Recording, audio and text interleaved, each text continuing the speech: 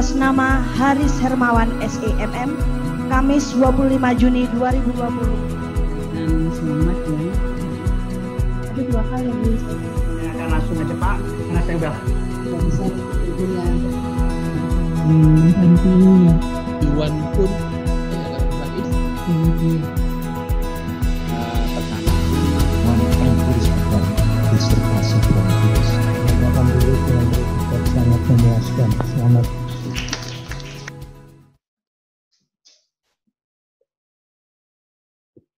Pimpinan sidang dan tim penguji memasuki ruangan.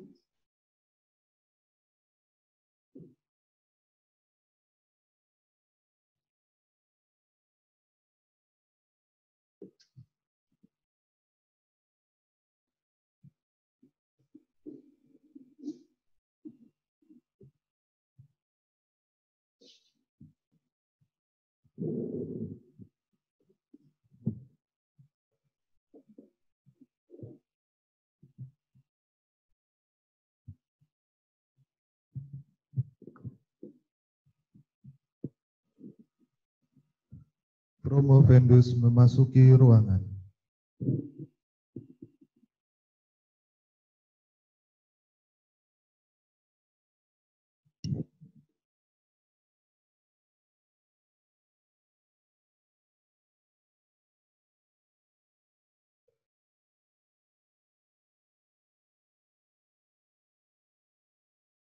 Sidang dipimpin oleh Dr. Muhammad Mikdad, SEMM AKCA, selaku Dekan Fakultas Ekonomi dan Bisnis Universitas Jember, dengan promotor Profesor Dr. Raden Andi Sularso, MSM, Ko-Promotor 1 Dr. Hari Soekarno, MM, Ko-Promotor 2 Dr. Diah Yuli, Setiarini, MSI.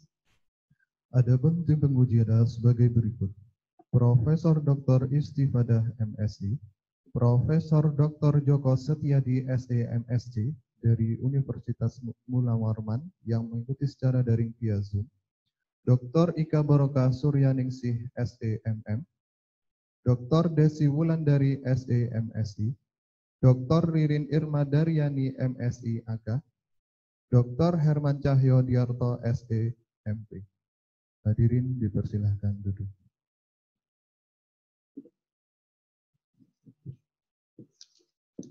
Pembukaan ujian oleh pimpinan sidang kepada Dr. Muhammad Mikdad, SEMM AKCA, dipersilahkan.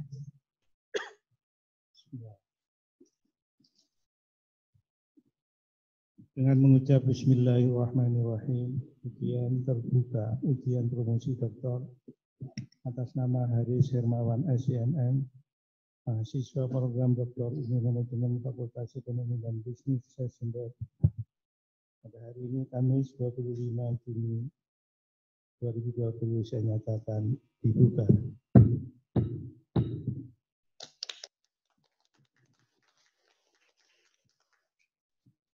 Hadirin semua yang saya hormati, seluruh penguji dan khususnya promotor dan co-promotor dan promovendus yang tentunya berbahagia dan mungkin agak deg-degan.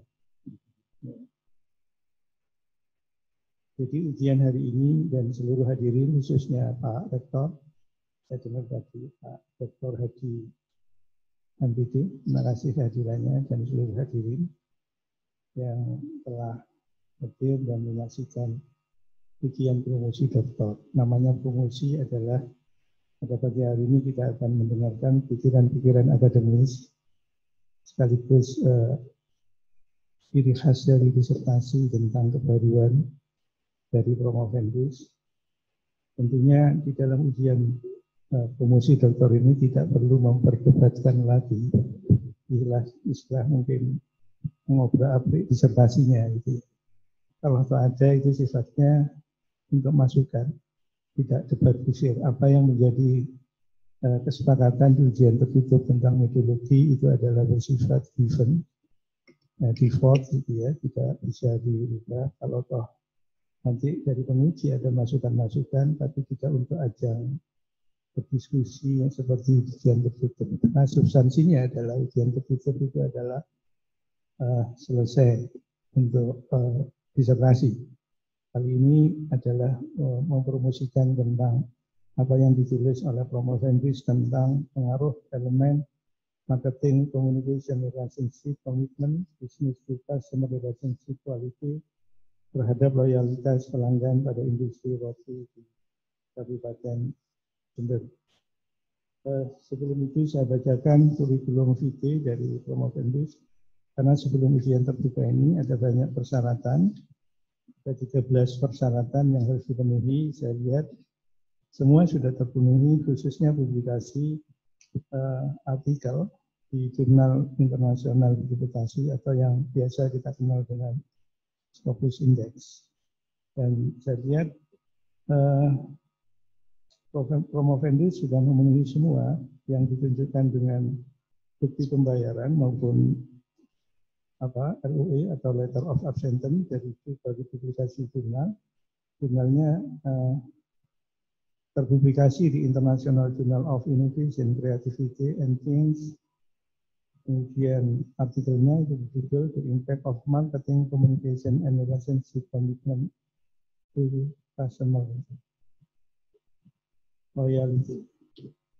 Kemudian kurikulum vitae dari Promovendus saya bacakan aja. Seperti tadi diketahui bahwa Promovendus ini dipimpin atau promotornya adalah Prof. Andi Sularso, Dr. Dia Yuli selaku ke-1 dan Dr. Hari Sutarno promotor 2. Saya bacakan kurikulum vitae dari Promovendus, nama Haris Hermawan, gelarnya SEMM, alamat Sunan Kalijogo, Bulu Jember 68 dari Desa Jawa Timur. Kemudian tidak ditulis ini statusnya sudah berkeluarga atau belum, tapi lihat rambutnya mestinya sudah. Tidak guyonnya dan tersinggung. Kemudian pendidikan angkatan 2015 S3 Ilmu Manajemen, tahun 2012 S2 Bisa Jember juga mengambil manajemen. Kemudian tahun 89 ditulis di sini Pusat Pengembangan Manajemen dan Teknologi Terapan Malang dan Nanyang Institute of Technology Singapura, jurusan Ilmu Manajemen Terapan Bachelor of Science in Management. Pengalaman kerja saya kira banyak, sepatu bata, jadi kalau sepatunya rusak langsung aja ke Mas Haris ini. Kemudian ternyata banyak juga pengalaman kerja perusahaan.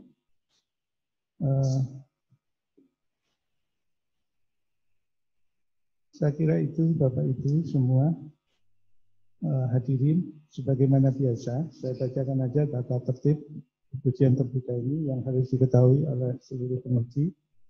Masing-masing penguji nanti diberi kesempatan maksimal 2 pertanyaan dengan alokasi menjawab pertanyaan Promovendus 10 sampai 15 menit. Jadi masing-masing penguji dengan menjawab pertanyaan dari Promovendus itu maksimal 15 menit. Kemudian Promovendus diberikan kesempatan untuk menyampaikan pokok-pokok pikiran disertasinya 15 sampai 20 menit. Saya pikir itu Bapak Ibu, kami selaku pimpinan mengambil keputusan ujian terbuka offline tapi protokol kesehatan sangat ketat.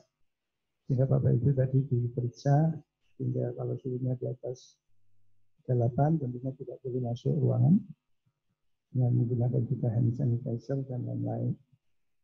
Kemudian physical distancing seperti penataan kursi dan jumlah peserta juga kami batasi. Tentunya dipahami bahwa situasi memang seperti itu yang harus ditaati oleh semua pihak.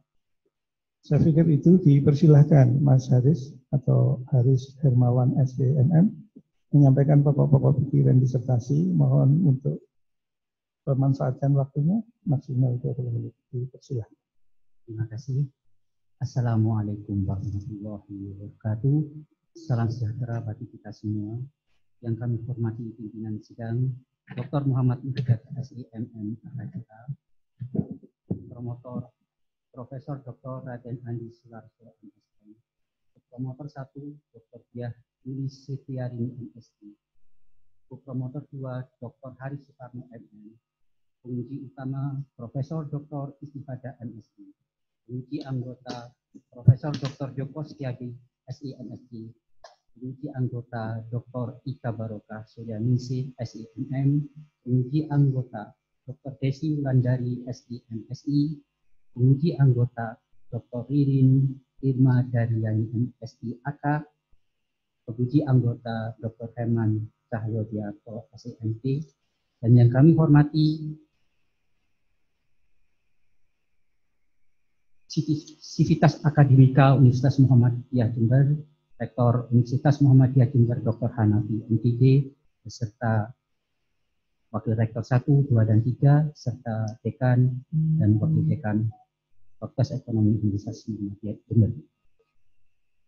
Bersama ini perkenankan kami untuk mempresentasikan disertasi kami dengan judul Pengaruh Elemen Marketing Communication Relationship Commitment Business to Consumer Relationship Quality terhadap loyalitas pelanggan pada industri roti di Kabupaten Jember.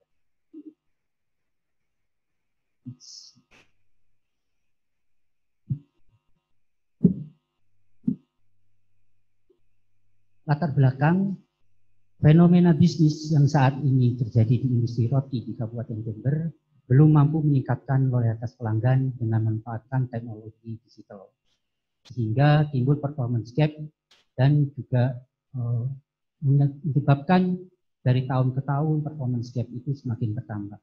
Dan juga ada kontroversi di sini tentang kegagalan riset yang membuktikan bahwa pengaruh marketing communication relationship commitment relationship quality terhadap loyalitas pelanggan. Kenyataannya era digital sudah kita masuki, tetapi juga masih ada gap di sana. Padahal dari hasil survei Asosiasi Penyelenggara Jasa Internet Indonesia APJI tahun 2018 menunjukkan bahwa komunikasi lewat pesan itu mendominasi dari penjualan marketing, yaitu sekitar 24,7%, kemudian memanfaatkan sosial media itu 18,9%. Objek penelitian yang kami lakukan yaitu industri roti di Kabupaten Jember, di mana ada 5 industri roti yang kami teliti. Adapun ada beberapa yang kami fokuskan yaitu pada marketing di level above the line, middle the line, dan below the line.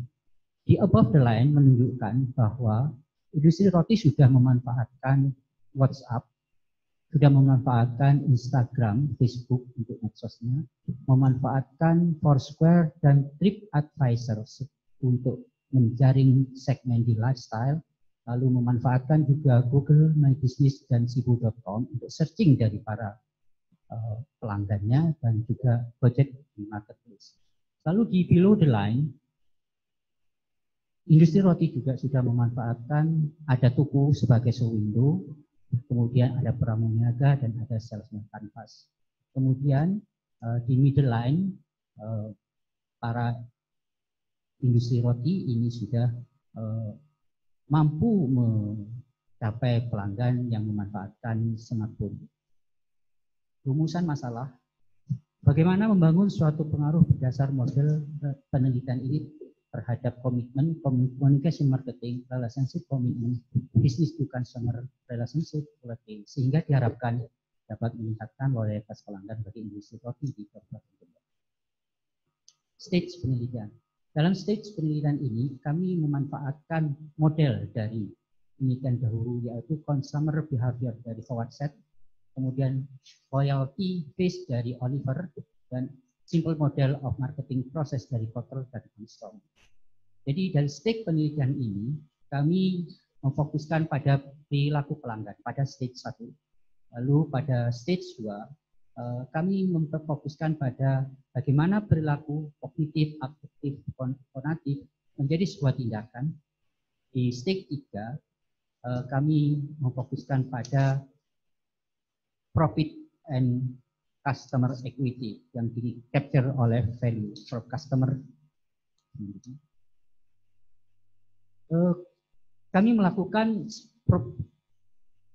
dalam proposisi yang kami bikin, yaitu kami melakukan sintesis konsep, di mana konsep yang kami dapatkan, kemudian proposisi yang kami dapatkan, yaitu business to consumer relationship politics. Kerangka konseptual dan hipotesis, di dalam kerangka konseptual dan hipotesis ini, kebaruan yang kami dapatkan di business to consumer relationship politics. Metode penelitian yang kami lakukan, ini penelitian ini termasuk jenis dari explanatory research atau confirmatory research. Jadi variabel yang kami dapatkan dari uji kausalitas penelitian terdahulu untuk menjelaskan pengaruh antara variabel melalui penelitian hipotesis. Populasi yang kami dapatkan adalah 230, kemudian sampel yang terjaring itu 185. Kami mengajukan dengan menganalisis dengan alat analisis, kita memanfaatkan SEM. Karakteristik responden yang kami dapatkan terdata sebagai berikut, yaitu karakteristik dasar usia, jenis kelamin, pendidikan, pekerjaan, dan pendapatan status. Ternyata dari hasil yang kami dapatkan itu, hasilnya lebih banyak di modus yang terbanyak adalah di usia 28 sampai 37 tahun, wanita, berpendidikan SLTA, pekerja swasta, pendapatan antara sampai 1 sampai 2 juta, dan sudah menikah. Analisis struktural equation modeling kami dapatkan seperti demikian, ada hubungan dan ada pengaruh di antara variabel-variabel tersebut, yang hubungan tersebut berpengaruh ada seperti yang ditunjukkan di analisis struktural equation modeling tersebut. Hasil pengujian kausalitas dari SEM, di sini ada beberapa hal yang kami sampaikan dengan signifikan pada alfa sampai dengan 5%, yaitu di X Y2 terhadap di X1 ke Y2 itu yang lain signifikan, tetapi dari hasil penelitian ini ternyata tidak signifikan X1 dan ke Y2. Rangkuman hasil pengujian analisis SEM yang tidak diterima adalah marketing communication soft sell tidak berpengaruh signifikan terhadap customer loyalty konsumen, hipotesis ditolak atau berpengaruh tidak signifikan. Implikasi bisnis hasil penelitian ini adalah dari hasil Oliver yang kami olah, dari kognitif, afektif, konatif maupun action, menunjukkan bahwa keempat hal dari hasil implikasi bisnis ini itu bisa berjalan bersinergi. Jadi action itu bisa dilakukan dalam kenyataan atau bukti-bukti empiriknya. Kalau implikasi bisnis, di sini memperlihatkan seharusnya memang show window yang menjadi awareness, yaitu Instagram yang dimanfaatkan Google, itu bisa menjadi media untuk kunjungan harian rutin dari salesman tanpa story. Kemudian, tapi kenyataannya ternyata setelah kami melakukan penelitian, pengamatan di lapangan, ternyata yang terbanyak itu memanfaatkan WA, dan keadaan tersebut menjadi terbalik. Ternyata yang melalui personal itu lebih dominan dibandingkan memanfaatkan Instagram, Facebook maupun Foursquare. Jadi ternyata di sini sudah menunjukkan kedekatan dengan apa yang kami harapkan, hanya saja itu mungkin itu belum tertuliskan. Kemudian dari implikasi ini mengarah pada development yang akan aplikasi branding, yaitu di mana setiap orang bisa menjual. Efektivitas dan efisiensi, kalau yang kami dapatkan secara tradisional sebelum diadakan penelitian, yaitu di A, tradisional, jumlah kunjungan dari produsen ke pembeli 4 kali 10, yaitu 40 kunjungan.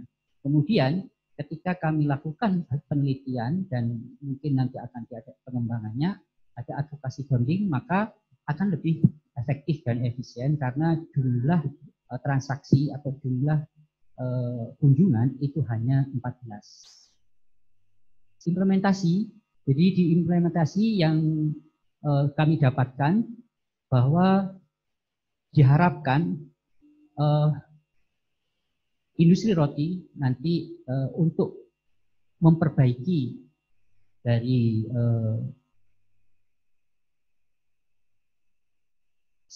penjualannya yang ada di Google dan mempertahankan apa yang sudah bagus. Jadi ini adalah gambar menuju pada royalti, lalu konatif di sini menunjukkan supaya ditingkatkan. Kesimpulan dan saran. Jadi di kesimpulan dan saran ini ternyata setelah kami lakukan penelitian di A, WhatsApp, pemanfaatan WhatsApp di kurva ini kalau digabungkan dengan pemanfaatan di E ini dengan POS maka akan meningkatkan hasil dari penjualan tersebut. Jadi kurva di sini menunjukkan kalau aktif, penjual kita aktif, artinya pelanggan kita melakukan sinergi atau advokasi bonding dengan kita, maka akan menunjukkan kurva sebagai berikut. Terima kasih.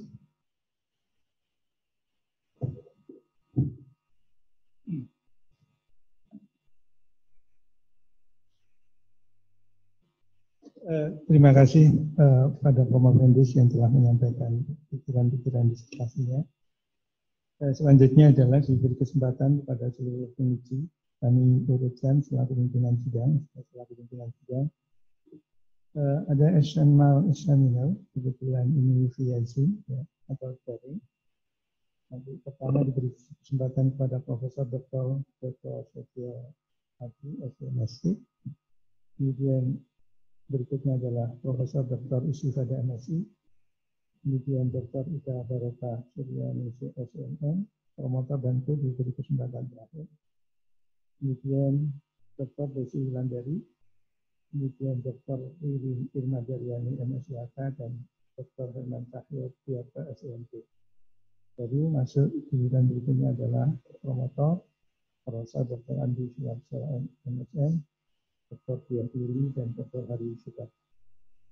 Saya minta panitia bisa nanti menghubungi atau menyiapkan karena ini via Zoom. Dipersilakan Profesor Dr. Joko Setio Hadi, SMSC, untuk menyampaikan pertanyaan pada Promovendus.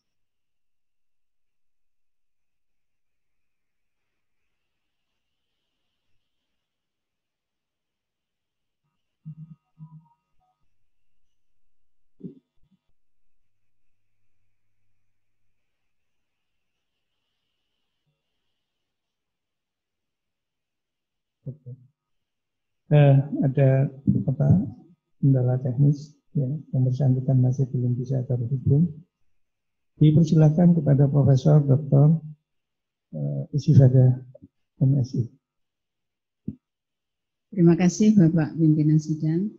Bismillahirrahmanirrahim. Assalamualaikum warahmatullahi wabarakatuh. Pertama saya sampaikan selamat ya Pak Haris, sudah sampai di tahapan ujian akhir. Yang kedua, saya mengucapkan selamat juga bagi keluarga, kemudian juga bagi institusi Universitas Muhammadiyah.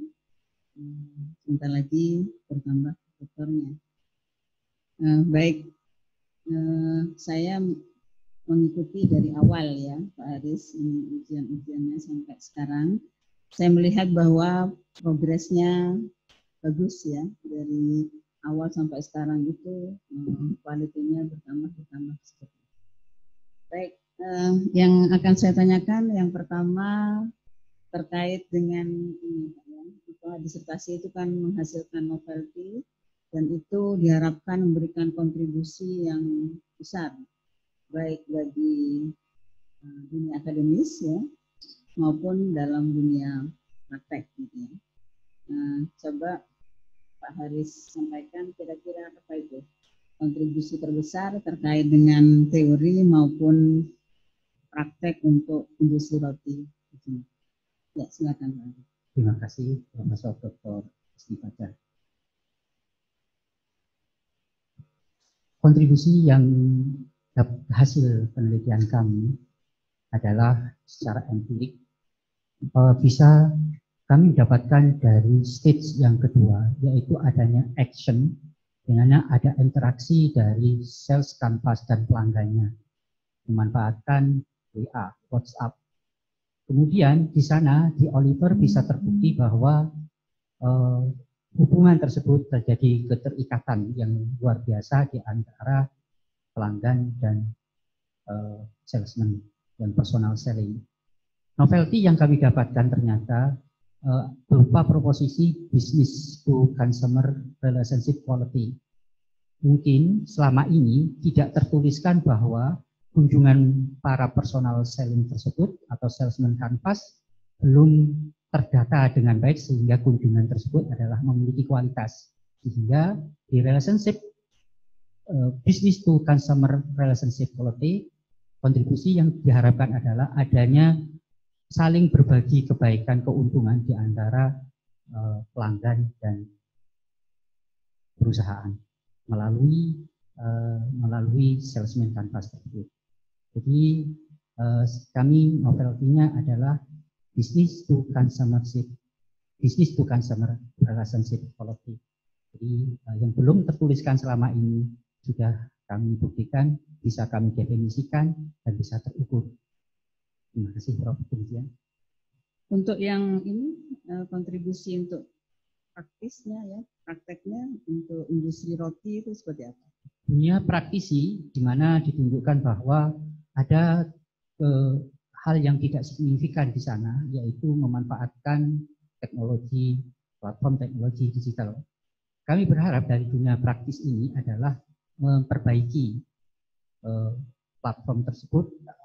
Jadi di sana bisa mengupdate data, mengupdate kegiatan, karena yang di Humas ini harus ada feed gambar yang sebaik-baiknya.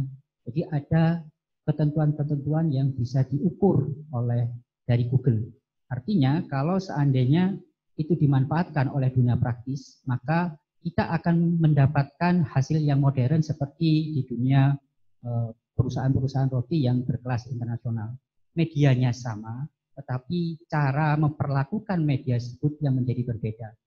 Di penelitian kami, seharusnya dengan cara yang sama, perlakuan yang sama, itu akan menjadi mendapatkan hasil yang sangat optimal dari sisi gambar, dari sisi video, dari sisi publikasi, humas, dan lain-lain.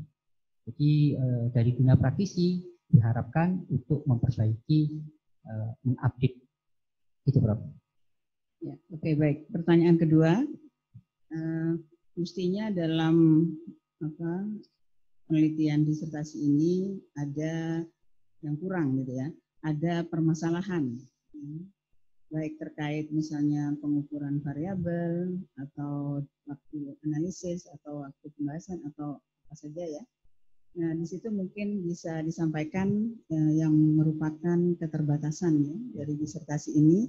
Sebetulnya ingin diraih seperti itu, tapi belum sampai gitu ya.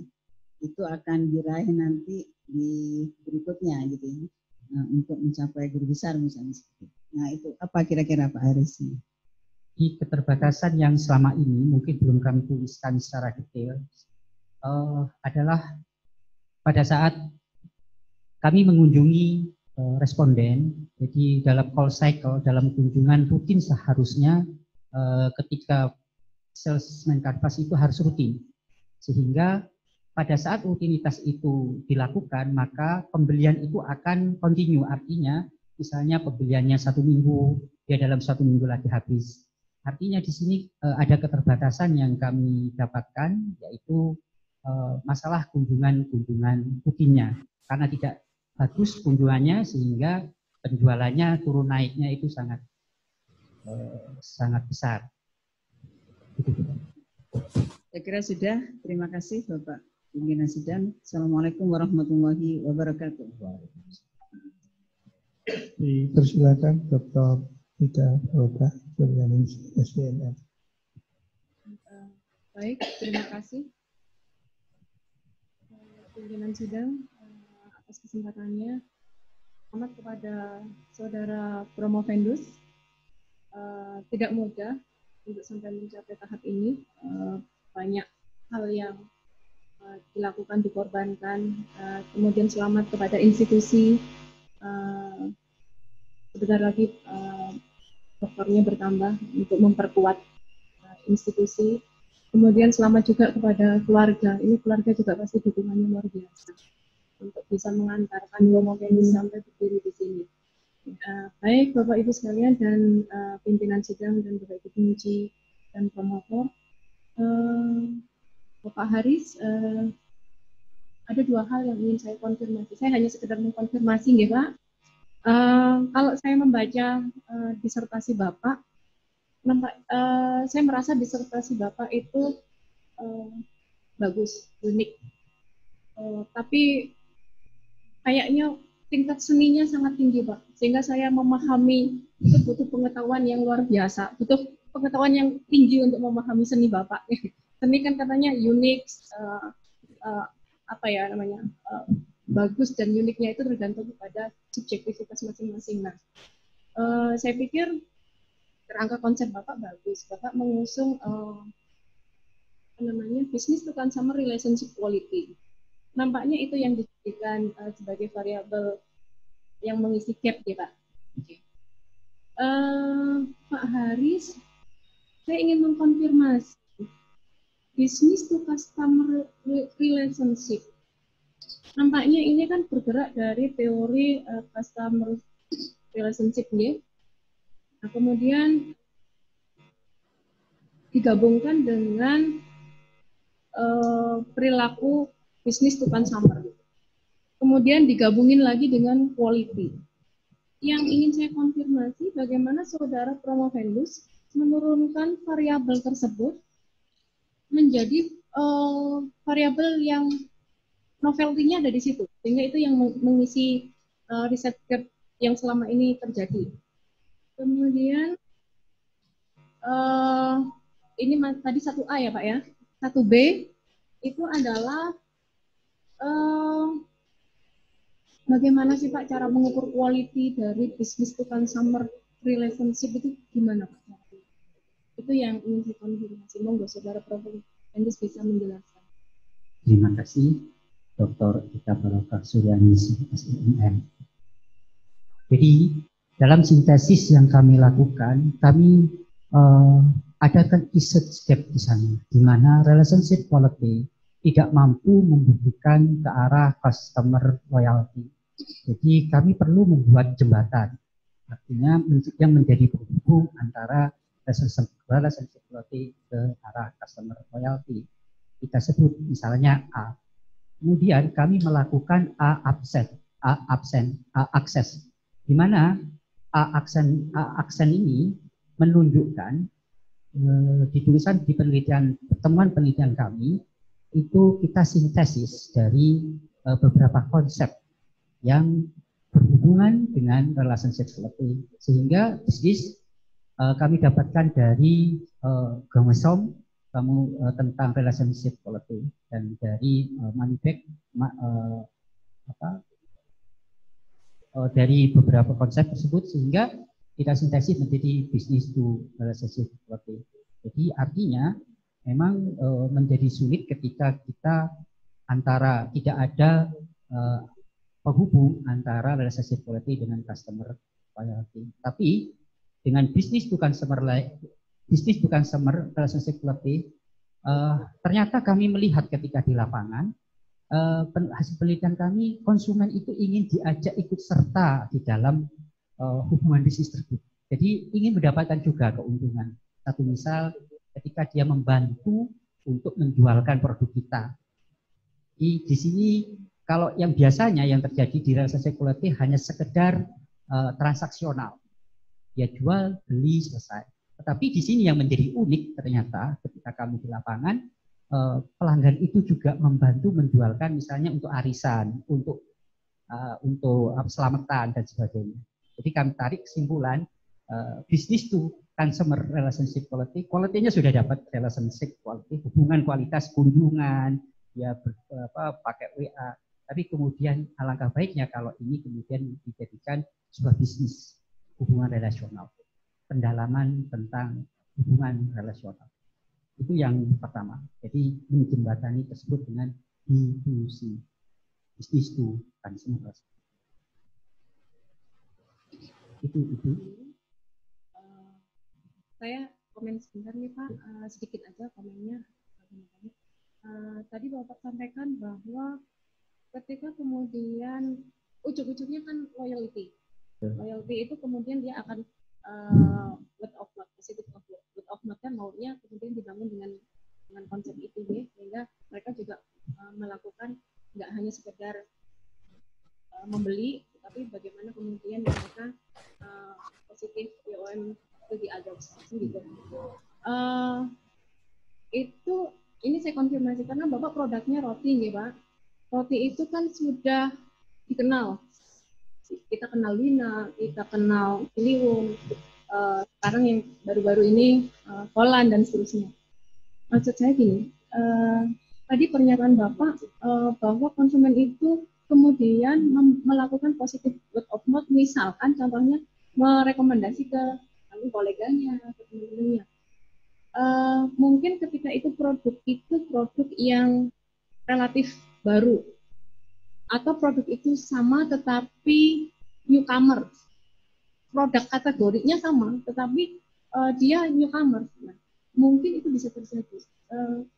Menurut Bapak Haris, bagaimana kemudian ketika produk itu brandnya sudah dikenal, Wina kita kenal, artinya apakah kemudian konsumen itu masih mau melakukan positif word of mouth, sementara orang nggak dikasih tahu aja, orang udah tahu Wina, orang udah tahu Holland, tahu Ciliwung dan seterusnya. Mungkin bisa dijelaskan sedikit aja. Terima kasih. Yang kami dalami adalah tentang hubungan antara salesman canvas dengan pelanggan ketika didatangi. Jadi artinya hubungan itu pendalaman bukan pada merek yang memang sudah dikenal, tetapi kedalaman hubungan ketika kunjungan, dan yang produk yang dibeli biasanya dalam jumlah kuantitas lebih besar, yaitu untuk selamatan, hajatan, dan sebagainya. Jadi ketika berkunjung itu mungkin seperti itu. Jadi artinya keunikan ini yang kami dapatkan. Kalau mungkin mereknya, brandnya itu mungkin sudah dikenal, tapi ketika berkunjung ke desa-desa mungkin itu ada juga yang belum kenal. Itu mungkin yang kami amati. Terima kasih. Baik. Mungkin nanti entah di space mana mungkin Bapak bisa tambahkan. Saya bisa tambahkan.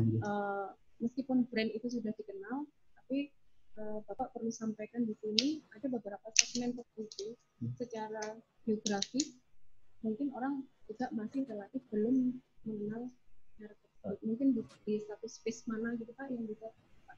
Terima kasih, Dr. Ika. Kemudian yang kedua Pak, hanya ingin mengkonfirmasi dari sisi metode Bapak, saya ingin mengkonfirmasi halaman 102 terkait dengan riset desain Bapak. Bapak menyampaikan bahwa riset desain Bapak itu menggunakan explanatory atau confirmatory research karena menggunakan SEM berbasis kuantitatif ya. Kalau saya lihat memang betul bahwa Bapak persamaannya berbasis persamaan simultan sehingga kemudian Bapak memang cocok menggunakan SEM. Namun yang ingin saya konfirmasi Bapak di halaman 165 maupun di rumusan dan tujuan masalah Bapak masih menyampaikan bagaimana mencari pengaruh. Satu. Yang kedua di halaman 165 itu di hasil kalau nggak salah itu Bapak menyampaikan di tabel itu adalah koefisien regresi. Nah ini yang perlu saya konfirmasi Bapak. Bapak sebelumnya memang menggunakan regresi, apakah memang pure menggunakan SEM? Kalau SEM biasanya kan kita melihat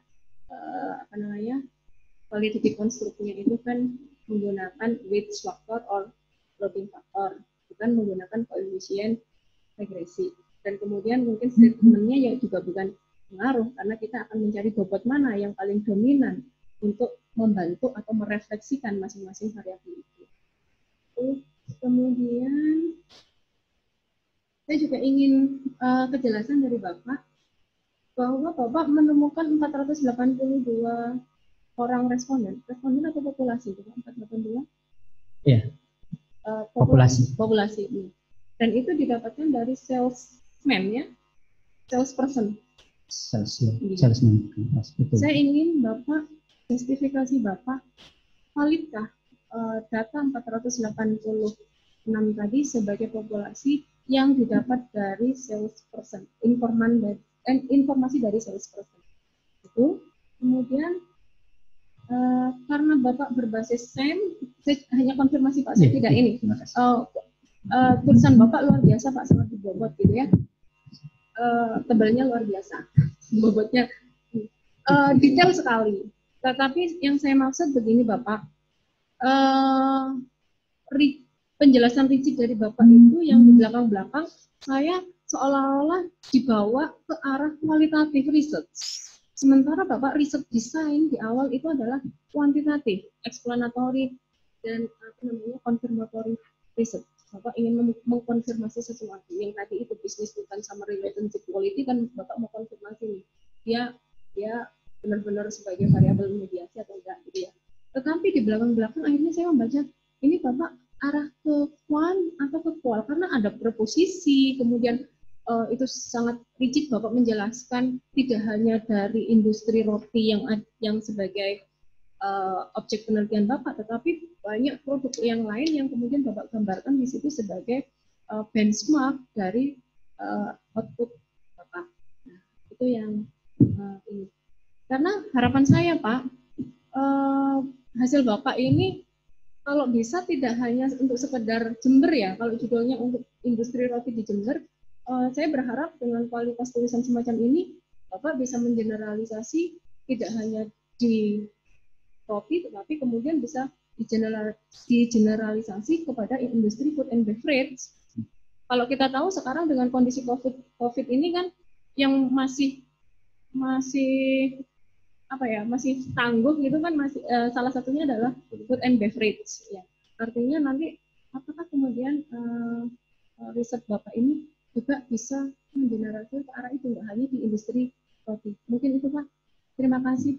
Pertanyaan terakhir Pak. Terima kasih atas konfirmasinya Ibu Dr. Ika.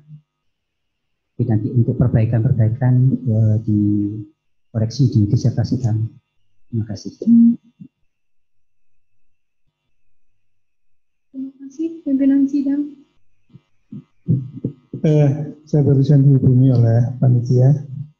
Dipersilakan Profesor Dr. Joko Setiadi, SEMSC. Jadi saya akan menanyakan langsung aja Pak, karena saya sudah mengikuti ujiannya tertutup, maka saya akan juga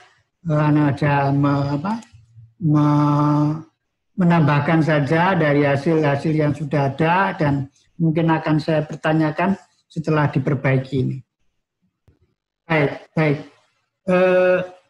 Kepada Pak Aris ya, selamat ya Pak Aris sudah sampai mencapai pada ujian terbuka pada hari ini dan mudah-mudahan sukses dan lancar serta barokah. Pak Aris, ya saya sudah membaca semuanya dan sudah mengikuti hasil daripada riset atau studi Bapak ya. Jadi tolong saya tanyakan kembali tentang masalah loading factor atau analisis deskriptif dari indikator apa yang dominan memacu pengaruh variabel marketing communication shop sale terhadap customer royalty tidak signifikan. Nah, inilah yang perlu, indikatornya apa yang paling dominan sehingga variabel tersebut tidak signifikan, Pak. Ini satu-satu dulu bisa dijelaskan Pak Aris, monggo. Terima kasih Profesor Dr. Joko Setiadi, MSc. Kalau kita melihat loading faktor adalah koefisien yang menerangkan tentang hubungan indikator dengan variabel. Secara umum, semakin besar loading faktor, maka pengaruh terhadap variabel tersebut akan semakin besar. Di sini kami melihat ternyata variabel-variabel indikator-indikator yaitu seperti humas dan publisitas, internet dan interaktif marketing, pemasaran langsung maupun iklan itu rendah, Prof. Jadi arti di sini rendah di sini ternyata dari hasil yang kami dapatkan memang ada ukuran terukur yaitu pengaruh tersebut dengan critical ratio yang dibatasi oleh rule of thumb atau aturan-aturan di critical ratio-nya. Kalau lebih besar dari 2 maka pengaruh tersebut akan hipotesis tersebut akan signifikan, dan maupun dari standar alfanya yaitu dari standar alfanya yang 5%. Jadi kami melihat ternyata indikator-indikator yang kami dapatkan itu tidak humas dan publisitas, internet atau interaktif marketing, pemasaran langsung melalui email dan iklan itu di platform itu tidak update, Prof. Jadi implikasinya akhirnya dari instrumen yang diisi oleh responden itu menunjukkan negatif. Demikian, Prof. Baik, yang selanjutnya Pak ya, mohon dijelaskan hasil temuan atau novelty model, baik secara teoritis maupun empiris, serta kontribusinya, baik kepada teori maupun secara empiris dalam studi yang Anda Bapak lakukan ini. Apa kontribusinya, baik secara teoritis? Ya. Kontribusi dari penelitian kami tersebut, kami mendapatkan mendapatkan dari hasil pengukuran bahwa novelty yang kami ajukan yaitu tentang business to consumer relationship quality, di mana business to consumer relationship quality adalah sebuah tindakan atau kegiatan yang dilakukan oleh para pelaku dalam penjualan maupun pelaku pemasaran itu memiliki kualitas di dalam penanganan masalah-masalah konsumen. Dan selanjutnya, selain itu, business to consumer relationship-nya, business to consumer-nya itu adalah saling mempengaruhi di arah advokasi bonding-nya. Jadi di sini konsep yang kami ajukan, proposisi yang kami ajukan terdefinisi bahwa business to consumer relationship quality itu adalah tindakan yang pengembangan hubungan antara pelaku bisnis dengan pelanggan untuk kualitas konsumen. Demikian.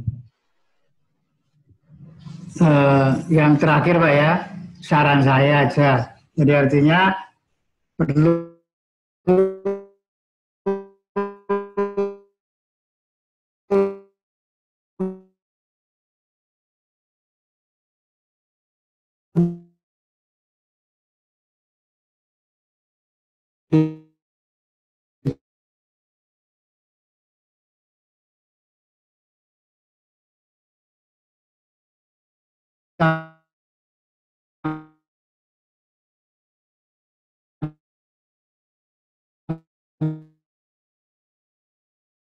mana yang lebih efektif dan efisien, Pak. Kira-kira apa itu yang mungkin ditambahkan kalau memang belum ada, tapi kalau sudah ada mungkin bisa dari kesimpulannya studi Bapak ini. Terima kasih atas konfirmasinya, atas koreksinya akan kami tambahkan, Prof. Baik, kalau begitu, makasih, saya cukupin dan cukup memuaskan apa yang telah Bapak sampaikan, dan atas sanggahan saya ucapkan selamat. Wassalamualaikum warahmatullahi wabarakatuh. Kami kembalikan lagi kepada host panitia untuk bisa di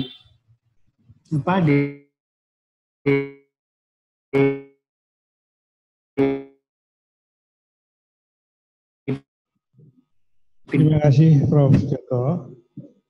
Saya lanjutkan. Silakan kepada penguji yang lain. Dr. Desi Wulandari, SE, MSI. Terima kasih pimpinan sidang. Assalamualaikum warahmatullahi wabarakatuh.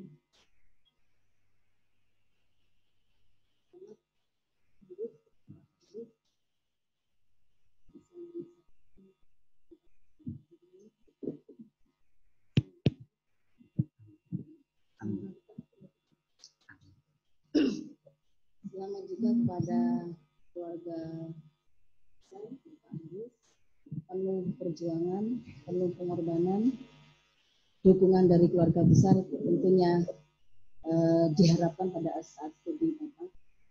Semoga dengan tahapan akhir ini semoga tambah sakinah, mawaddah warahmah. Amin. Untuk institusi Ustaz Muhammadiyah, saya ucapkan selamat juga. Semoga dengan tahapan akhir Bapak Haris ini semakin memperkuat institusi Ustaz Muhammadiyah. Semoga tambah sukses dan tambah jaya selalu. Bapak Haris, saya hanya meminta argumentasi dari Bapak. Karena ini sudah pada tahapan ujian terbuka, saya meminta penjelasan dari Bapak. Tadi saya membaca PPT. Ada fenomena Bapak menyatakan bahwa belum industri, jadi belum memanfaatkan digitalisasi. Karena saya melihat bahwa disertasi atau karya ilmiah itu dari awal sampai akhir itu harus konsisten. Bisa meminta konsistensi dari Bapak. Ketika Bapak menyatakan fenomena seperti itu, kemudian sampai pada tahapan slide berikutnya adalah objek penelitian. Di situ saya melihat Bapak sudah bisa membedakan antara golf, yaitu dengan bimbel, dan di situ ternyata sudah banyak industri retail yang menggunakan digitalisasi analisis dari Bapak. Oke, dari situ dulu Bapak, saya melihat ada sesuatu yang tidak konsisten versi saya. Lalu mungkin ada penjelasan dari Bapak. Belum memanfaatkan, ternyata pada saat objek penelitian kita saya melihat sudah memberikan industri itu sudah memanfaatkan. Terima kasih Dr. Desi. Memang sudah menggunakan digital tersebut, platform tersebut, tetapi tidak optimal dalam pemanfaatannya. Artinya sudah terpasang tetapi tidak dioptimalkan. Sudah terpasang kemudian tidak ada update seperti itu. Jadi manfaat ini akhirnya menjadi terabaikan. Pelanggan mungkin masuk di sana kemudian tidak ada interaksi, tidak bisa menjawab apa yang tidak terjawab, apa yang diinginkan oleh pelanggan. Misalnya pertanyaan tidak terjawab. Jadi karena memang sudah ada Instagram, sudah ada Foursquare dan sebagainya, lifestyle memang tidak teroptimalkan. Demikian Dr. Desi. Oke, jadi hati-hati dalam fenomena tadi, mungkin ada kata-kata yang perlu dijelas karena belum memanfaatkan dengan belum memanfaatkan secara optimal. Jadi sudah memanfaatkan tapi belum. Oke, kemudian saya juga melihat untuk yang saran, ini Bapak ini manfaatnya untuk industri retail dengan pemerintah kabupaten Jember ya. Salah satu dari pemerintah. Ya, di sini untuk saran industri retail, Bapak menyarankan bahwa industri retail ini membuat suatu virtual content ya dengan menggunakan influencer serta melakukan blog. Ketika memberikan saran, jangan hanya secara teoritis, tapi praktiknya seperti apa. Bapak kira-kira punya bayangan tidak? Kira-kira influencernya seperti apa? Kemudian buat marketing dan sebagainya seperti apa? Saya melihat tadi dari bab sebelumnya bahwa itu secara optimal kan? Sepertinya yang Instagram yang ini. Coba misalkan untuk influencer dengan guest marketing ini, cara mengoptimalisasi untuk Instagramnya begini. Betul, terima kasih Dokter Desi. Optimalisasi yang kami harapkan di Jember sudah ada Jember Fashion Carnival berlaku secara internasional.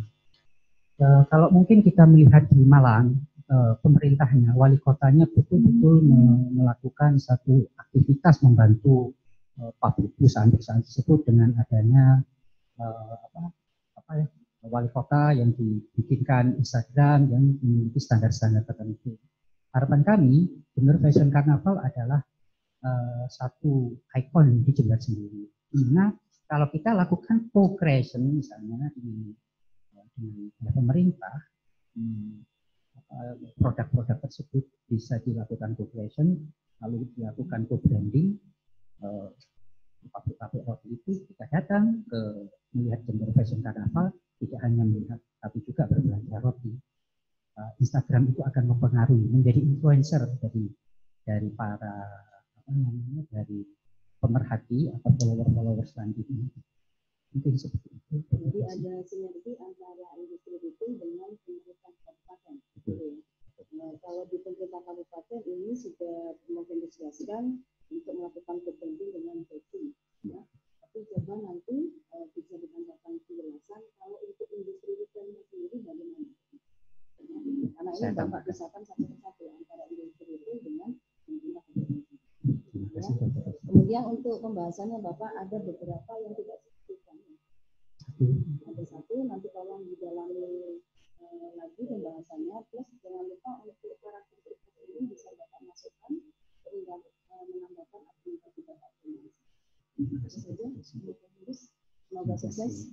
Selamat semuanya. Assalamualaikum warahmatullahi wabarakatuh. Assalamualaikum warahmatullahi wabarakatuh. Dipersilakan Dr. Ririn Irmadariani, MSc Akuntan. Baik, terima kasih Ketua Penguji. Selamat saya sampaikan ke Pak Haris karena sudah sampai di tahap akhir ya Pak, di ujian terbuka. Dan selamat juga untuk keluarga yang mendampingi bagaimana upaya waktu yang dilakukan oleh Pak Haris, dan selamat untuk Universitas Muhammadiyah Jember. Baik, saya hanya menambahkan saja Pak Haris. Kalau saya lihat mulai tadi novelty Pak Haris ini adalah business to consumer, ya, consumer relationship quality ya Pak. Namun mungkin akan lebih baik kalau itu terdefinisi dengan jelas di dalam disertasi Bapak.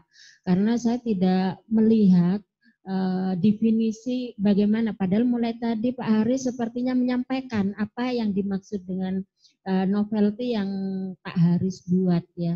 Hanya di sini saya lihat bahwa ada beberapa indikator terkait dengan business to consumer relationship quality ya. Di antaranya ada money back garansi, kemudian ada trust, kemudian ada komitmen, ada juga satisfaction ya. Jadi tapi tidak terdefinisi, mungkin itu mungkin perlu ditambahkan. Sebagai novelty yang Bapak buat akan lebih baik kalau dijelaskan juga implikasinya Pak. Saya yakin karena ini usaha juga, mungkin usaha yang dirintis Pak Haris ya terkait dengan roti ini, tapi bagaimana terhadap industri yang lain, karena makanan dengan yang lain berbeda. Mungkin justru novelty Bapak ini bisa dimanfaatkan untuk industri yang lain ya, karena kalau misalnya makanan mungkin kita tidak akan terus berulang ya, habis beli terus kan. Nah, ini beda kan dengan industri yang lain. Mungkin itu yang perlu, sehingga perlu ditambahkan implikasinya secara teoritis juga secara praktis ya. Kalau praktis mungkin bagaimana dampak terhadap industri yang lain. Kalau secara teoritis mungkin bisa dikembangkan bagaimana Bapak nantinya di universitas yang di dalam mengembangkan tugas Pak Haris Itu yang pertama, jadi perlu ditambahkan. Yang kedua, kalau saya lihat tadi hipotesis keempat, marketing communication, ya, soft skill ini tidak berpengaruh terhadap customer loyalty, ya, tidak berpengaruh hasilnya. Saya sudah baca, namun kebanyakan Pak alasannya itu secara statistik, ya, secara statistik. Kenapa itu tidak berpengaruh? Mungkin akan lebih baik kalau nantinya diberikan alasan-alasan yang baik secara teori maupun secara praktis yang Pak Haris temui di lapangan, sehingga ini akan menjadi lebih baik, ya, bukan alasan secara statistik saja. Karena kalau saya lihat di pembahasan itu alasannya secara statistik yang banyak. Itu mungkin ya Pak Haris. Mungkin konfirmasinya, saya takut salah membaca. Nggih Pak Haris. Apa sudah disebutkan tadi alasan-alasan secara teoritis maupun secara praktis ada nggih Pak Haris di dalam sana? Terima kasih Dr. Ibu. Memang ada, tetapi mungkin tidak sedetail yang diharapkan. Masih ke arah statistik. Terima kasih koreksinya akan kami perbaiki. Jadi kenapa saya lihat ini ya, kalau dilihat dari hasil tadi, hipotesis itu ditolak, artinya tidak berpengaruh. Tidak berpengaruh.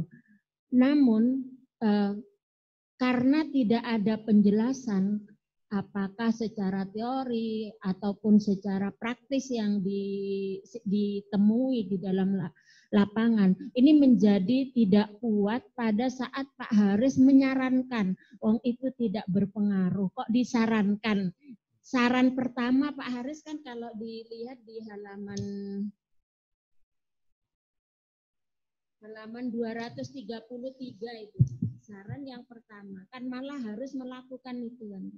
Nah, jadi hal yang hasilnya kurang tidak berpengaruh, kenapa harus disarankan untuk dilakukan, itulah. Jadi ini menjadi hal yang tidak konsisten dengan hasil yang tadi, kecuali misalnya ada alasan kenapa ini tidak berpengaruh, mungkin karena sekarang pandemi ya, jadi kondisi itu sehingga tidak memungkinkan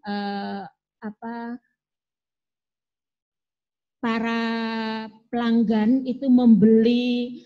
Kadang kan kita mau membelinya sungkan, terus mau keluar juga nggak bisa misalnya.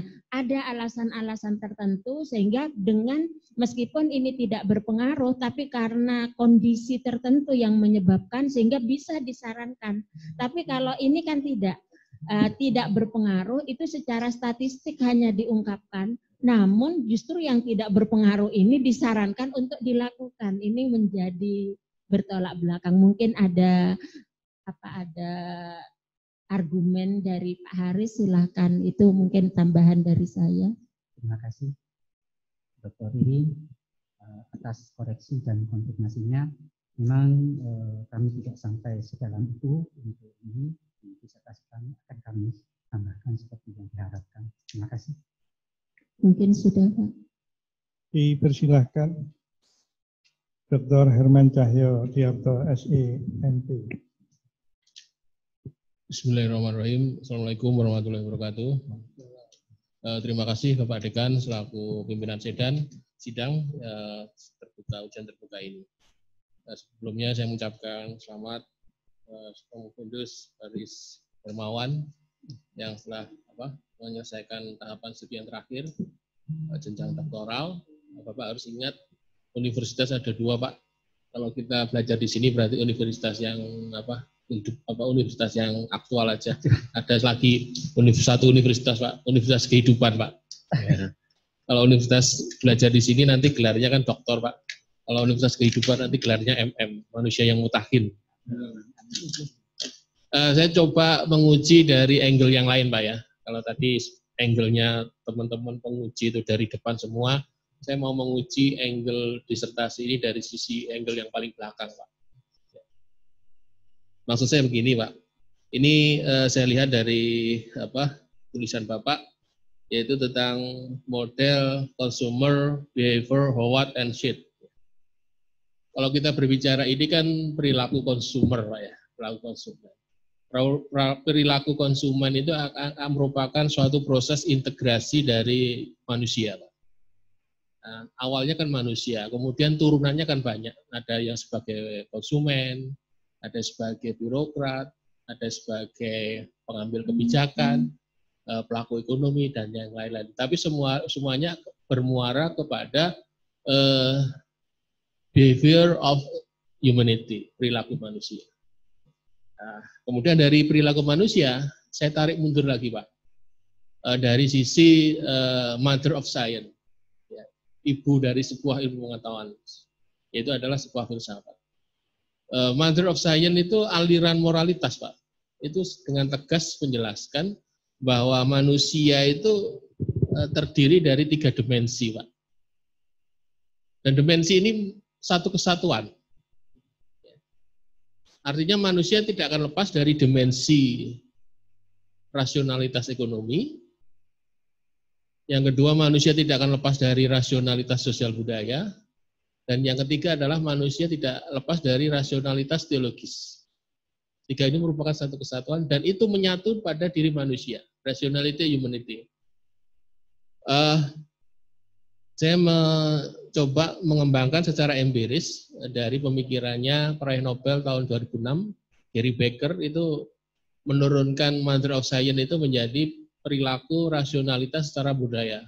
2006, Gary Becker. Kemudian dikembangkan lagi oleh Richard Thaler 2016. Dia memutuskan bahwa perilaku manusia itu secara psikologis. Kelihatannya ini masih relevan dengan konsep Bapak ini. Saya ingin klarifikasi Bapak. Ketika konsumen itu memutuskan, ya sesuai dengan variabel Bapak ini, apakah konsumen itu berada pada rasionalitas ekonomi, Pak? Padahal manusia itu terdiri dari 3 dimensi. Bagaimana Bapak mengukurnya? Bapak sebagai meskipun manajemen, salah satu ekonomi itu berlaku, azas dan hukum ekonomi berlaku, itu adalah manusianya rasionalitas. Bagaimana Bapak bisa mengukur bahwa keputusan variabel-variabel itu adalah keputusan rasionalitas, terutama rasionalitas ekonomi. Saya ambil contoh, saya sebagai konsumen, saya paling suka roti Wina. Karena psikologi saya, Wina itu sudah ada sejak saya masih kecil, saya remaja. Jadi psikologis, Pak. Ketika saya ditawari apapun, saya nggak akan pernah memilih roti yang lain. Yang saya pilih adalah roti Wina. Walaupun ada harganya, get one by one pun, saya nggak akan tertarik. Ini adalah rasionalitas psikologis, bukan rasionalitas ekonomi. Sedangkan Bapak ini, tulisan Bapak ini adalah rasionalitas ekonomi. Bagaimana Bapak membedakan itu, mengukur perilaku, human behavior, dari dimensi ekonomi, apakah keputusan ini dimensi ekonomi, ataukah dimensi sosial budaya, atau dimensi psikologis yang ditemukan oleh pemikir-pemikir ekonomi yang lain, kaitannya dengan human behavior. Mungkin itu Pak pertanyaan saya. Terima kasih. Terima kasih Dr. Herman Cahyo. Kalau kita mengacu pada model Howard Set, bahwa setiap kegiatan yang dilakukan secara terus-menerus akan menjadi perilaku. Kalau kita kaitkan dengan masalah konsumen, kalau dia melakukan terus-menerus pembelian, maka menjadi pelanggan. Di sini, Bapak Herman Cahyo, Dr. Herman Cahyo, adalah pelanggan dari roti ini. Kemudian, kalau kami tarik lagi ke masalah psikologis, di stage 2, kami ada sebuah tindakan secara psikologis dari manusia, yaitu dari Oliver 1999 mengatakan bahwa tindakan afektif, tindakan kognitif maupun akhirnya menjadi action itu adalah tindakan-tindakan psikologis. Saya sependapat dengan Bapak Dr. Herman Cahyo bahwa dimensi rasionalitas ini yang dilakukan oleh pelanggan yang kemudian menjadi sebuah konsep yang kami ajukan di dalam disertasi ini adalah bahwa pembelian yang terus-menerus itu akan menjadikan pelanggan. Hubungannya nanti secara ekonomi kemudian berlanjut dengan hubungan antar sosial budaya. Manusia kalau didatangi terus-menerus oleh consumer, oleh salesman kanvas, jadi ada sebuah keterikatan sosial di dalamnya. Jadi artinya hubungan yang di sini kita menamakan advokasi bonding. Advokasi bonding adalah hubungan keterlibatan, kedalaman hubungan tersebut bukan kasihan, mungkin gitu tanda kutip, selalu datang tiap 2 minggu, kemudian itulah yang dinamakan hubungan psikologis yang akhirnya pada ekonominya membantu kemudian. Demikian, mohon maaf kalau ada hal yang kurang tepat, mohon dikoreksi. Terima kasih. Satu lagi pertanyaan sebagai penutup. Dari penjelasan Pak Haris tadi, bisa nggak Pak Haris menyimpulkan sebuah konklusi besar bahwa konsumen itu mengambil keputusan terhadap ini, terutama kasus wayang roti, itu lebih banyak kepada dimensi yang mana, Pak? Tadi Bapak sudah menjelaskan ada juga yang dimensi sosial, budaya, dihubungi terus kanvas akhirnya membeli. Itu yang pengaruh yang lebih besar itu yang mana, Pak? Apakah dimensi rasional ekonomi atau rasional sosial budaya atau yang teologis? Itu aja, Pak. Terima kasih, penutup. Terima kasih. Mungkin dari awal itu lebih ke arah sosial, hubungan yang terus didatangi lalu berlanjut demikian. Jadi perilaku pelanggan itu adalah kalau dia selalu membeli maka akan menjadi pihak-pihak kebiasaan untuk membeli. Rasa itu dirubah kan tidak mungkin, Pak, kalau kita mungkin rasanya biasanya manis kemudian menjadi tidak enak, itu kan kalau dia pindah ke tempat lain kan rasanya sudah akan berubah. Mungkin itu jadi ke arah sosial budaya. Ya, terima kasih Pak Haris. Terima kasih Dr. Herman Cahyo.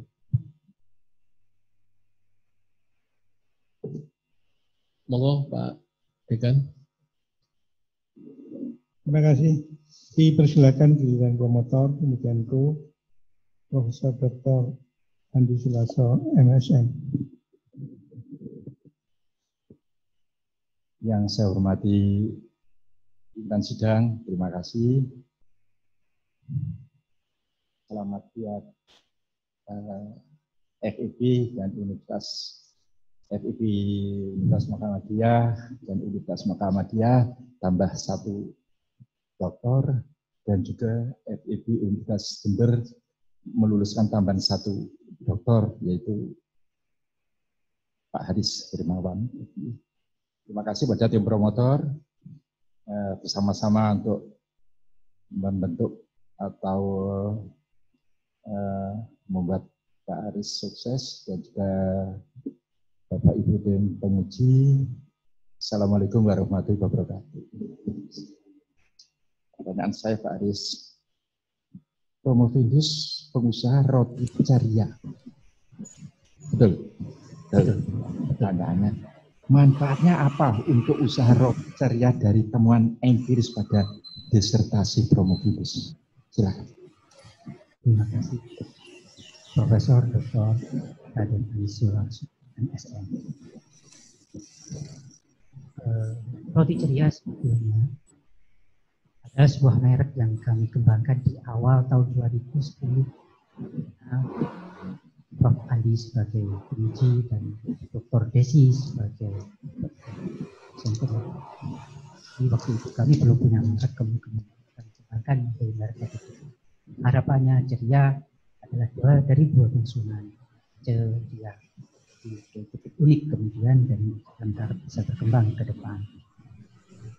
Secara empirik, temuan empirik yang kami dapatkan adalah ketika kita memasukkan Oliver 1999 dengan sebuah metode, ternyata pelanggan kita adalah pelanggan-pelanggan yang ingin mendapatkan keuntungan bersama.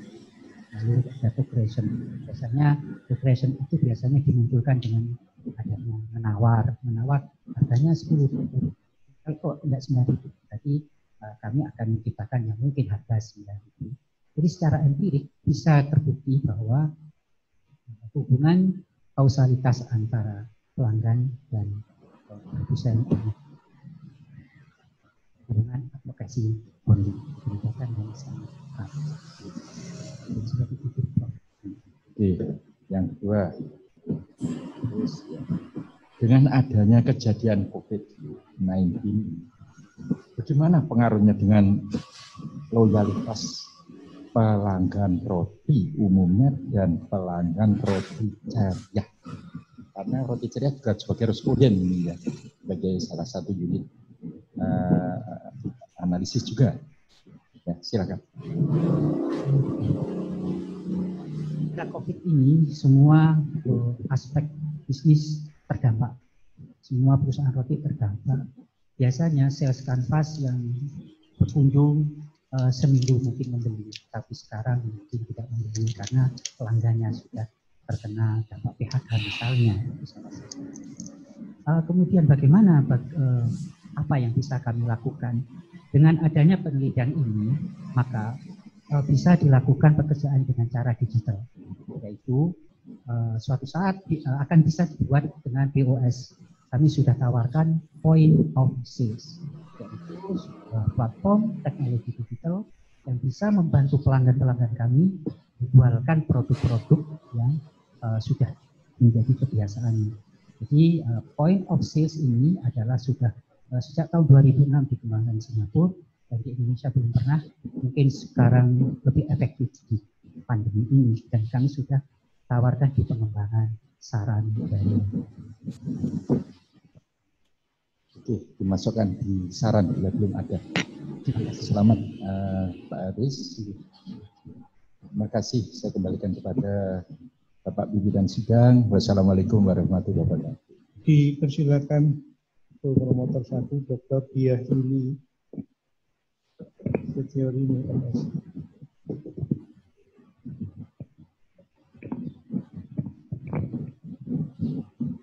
Baik, selamat pagi, salam sejahtera dan Assalamualaikum warahmatullahi wabarakatuh. Yang terhormat Bapak Pimpinan Sidang dan Bapak Ibu Penguji staf promotor maupun kopromotor 2. Selamat untuk Pak Haris, walaupun berliku-liku dalam menemui saya terkait dengan lingkungan. Dan selamat juga untuk keluarga, istri dan anak maupun keluarga besar yang ada di Pak Haris di Talang-Sari.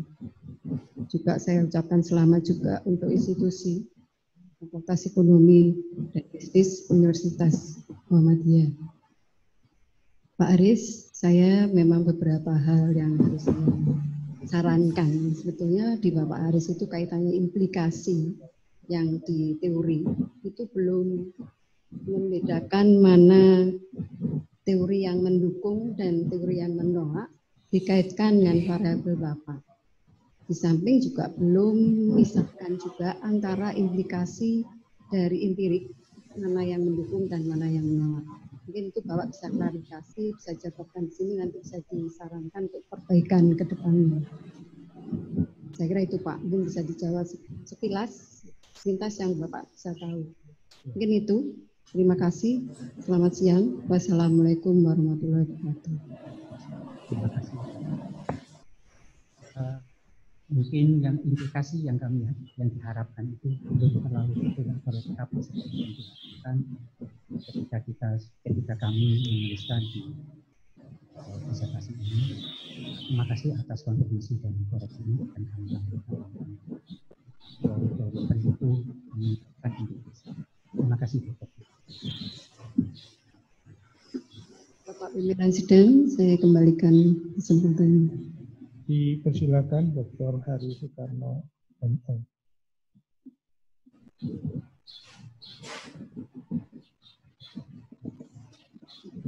Terima kasih waktunya. Assalamualaikum warahmatullahi wabarakatuh. Sebelumnya ada ingin saya perlu meluruskan. Ya, Pak Haris di pegang naskah ini ya Pak ya. Ya itu di dalam kan ada dua persamaan ya Pak ya. Apakah Pak Haris menyebutkan persamaan simultan? Bapak menyebutkan apa enggak? Tidak ya.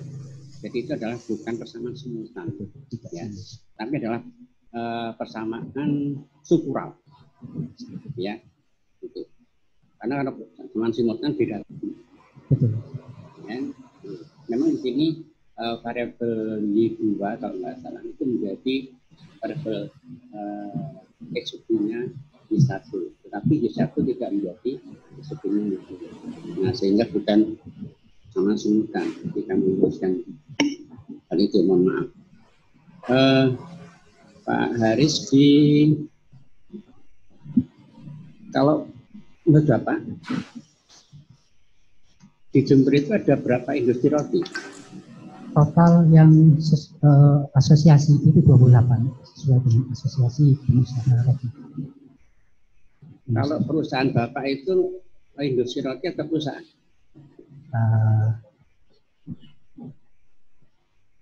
Kalau industri itu kami ini kan klasifikasikan, jadi jumlah pegawainya di atas 19 orang, lalu dia sudah itu yang mungkin salah satu klasifikasi. Kalau di atas 19 itu mungkin sudah industri. Ya, salah itu Pak ya. Salah itu. Jadi Bapak di sini adalah ada satu industri roti, ada 5 perusahaan. Berbeda antara industri sama perusahaan. Itu perlu saya tegaskan lagi karena Bapak nanti kan dari dokter sehingga tidak bingung membedakan antara industri sama perusahaan. Pak ya. Kemudian di halaman I6 Pak. I6 di abstrak. Ya. Bapak menyebutkan metode penelitian purposive sampling convenient. Ya, ini saya pikir ada yang hilang nih kata-katanya ini.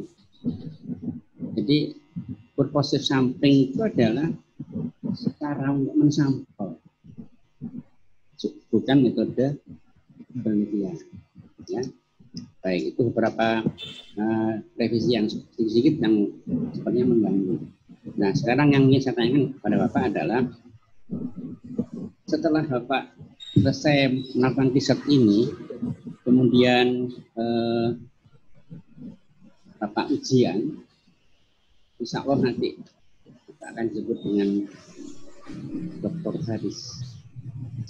Itu apa yang Bapak akan lakukan pada masyarakat, pada lembaga? Terima kasih Dr. Haris Sukarno, MM. Kami berharap ilmu pengetahuan hasil penelitian ini menjadi kontribusi bagi pengetahuan pengembangan ilmu pengetahuan ke depan. Karena dari Springer eksemplar kami dapatkan sangat sedikit sekali yang melakukan penelitian di bidang roti. Artinya terutama di marketing roti. Artinya ini adalah sebuah peluang besar untuk menjadi kontribusi di ilmu pengetahuan. Harapan kami seperti itu sekarang untuk ilmu pengetahuan. Kemudian untuk masyarakat sendiri, kami berharap dari industri roti ini akan ada semangat atau kemampuan yang bisa mendorong dari para industri roti bahwa semua teknologi yang ada mampu mendukung atau mempengaruhi kinerja mereka selanjutnya. Karena industri-industri besar saat ini sudah memanfaatkan platform teknologi itu. Tapi di industri menengah ke bawah seperti yang kami tuliskan di sini, mereka tidak terlalu peduli, kok tidak optimal. Untuk institusi kami, Universitas Muhammadiyah, kami berharap bahwa ini akan menjadi agenda yang berkelanjutan sehingga akan menjadi salah satu menjadi kontribusi dalam penelitian selanjutnya, pengembangan penelitian selanjutnya yang berkembang. Karena penelitian ini masih kami anggap belum sempurna, jadi perlu agenda selanjutnya untuk pengembangannya dari institusi ini. Dan kemudian kita memberikan manfaat kepada masyarakat. Itu juga.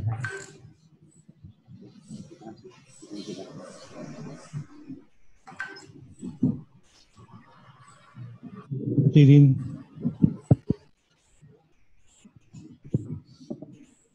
semua, baru saja kita dengarkan Promovendus telah menyampaikan pikiran disertasinya sekaligus pertanyaan dari seluruh penguji, ada 9 penguji.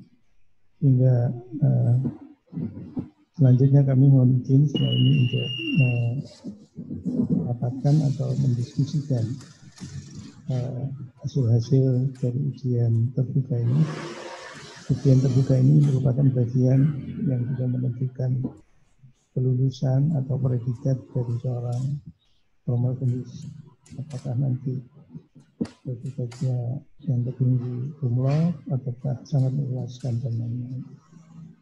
Karena itu sebelum kami melakukan rapat, kami persilahkan dulu promovendus untuk meninggalkan ruangan.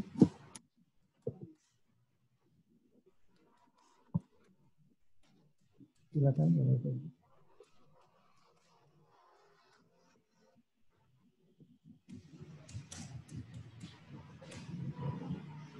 Untuk Bapak Ibu semua.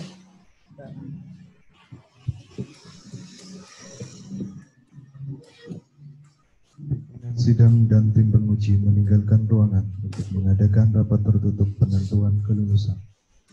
Acara diskurs hingga penentuan kelulusan ditetapkan.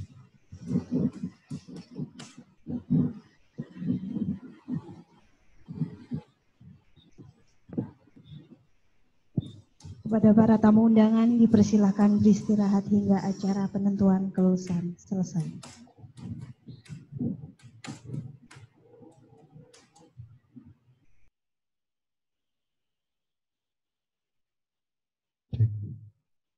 Kepada para tamu undangan yang masih berada di luar, dipersilahkan untuk segera memasuki ruangan karena acara akan segera dimulai.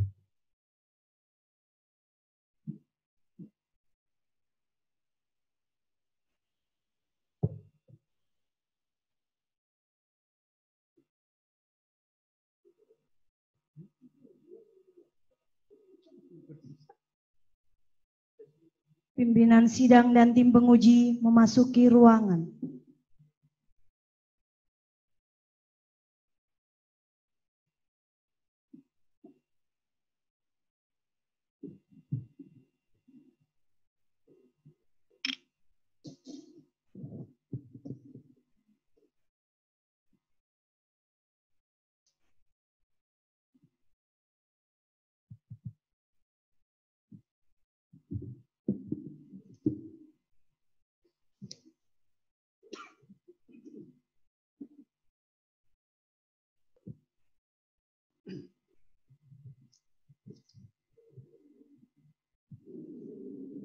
Pembacaan hasil ujian oleh pimpinan sidang.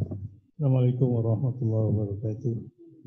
Alhamdulillah, kirim semua seluruh penguji dan para tamu undangan yang hadir, khususnya warga dari Promovendus. Saya sengaja masih menyebut Promovendus karena belum tentu lulus doktor.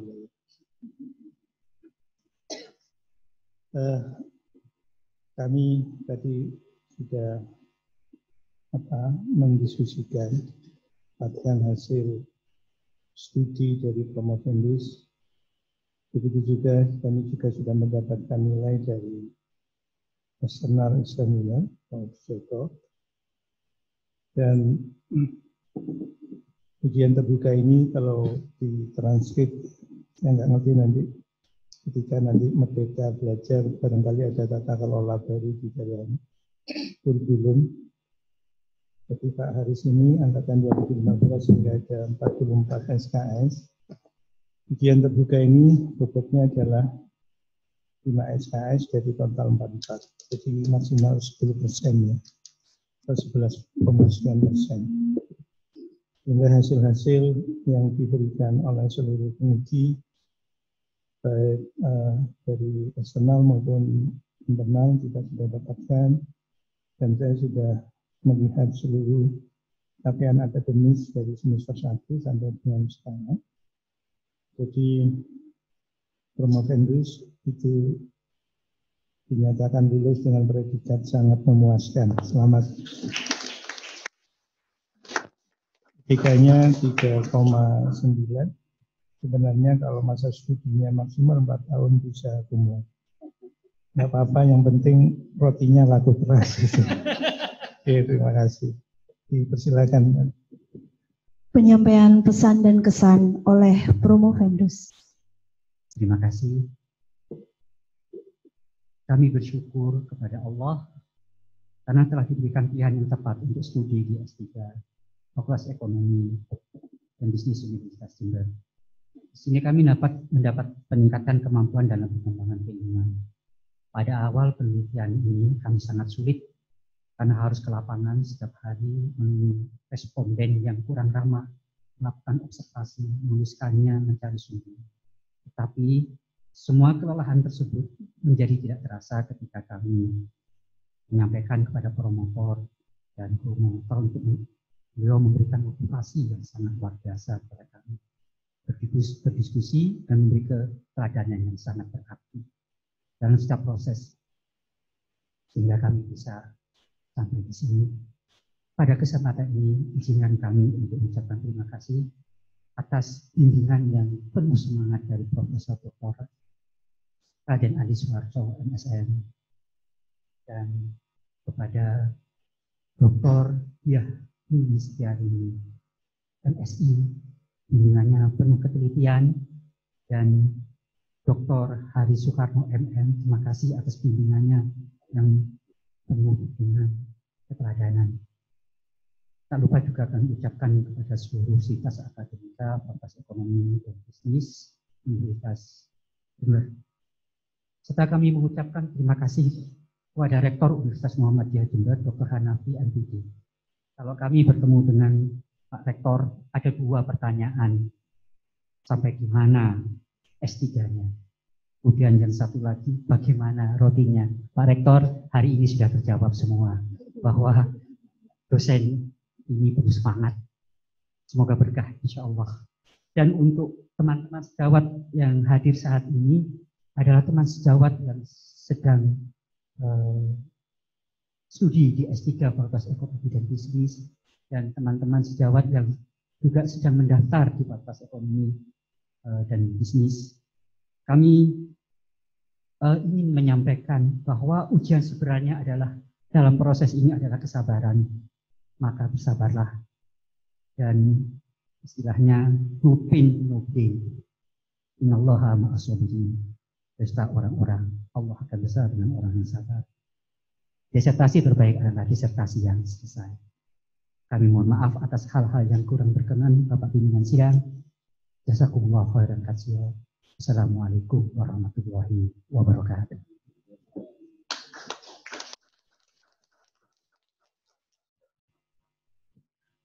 Sambutan dekan sekaligus penutupan sidang oleh pimpinan sidang kepada Dr. Muhammad Mikdad, SE, MM, HKSA di kursi.